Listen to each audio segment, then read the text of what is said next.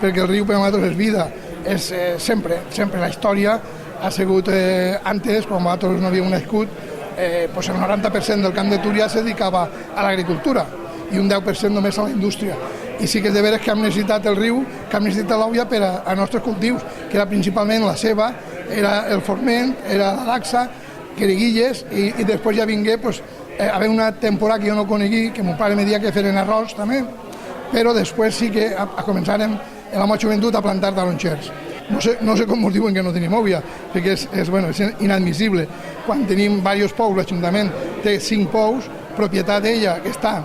2 parats i 2 que funcionen al 20%, perquè mos sobra òvia, i en fi, pues, la importància, jo vaig a transmitir avui tot el que han fet des de l'any 95,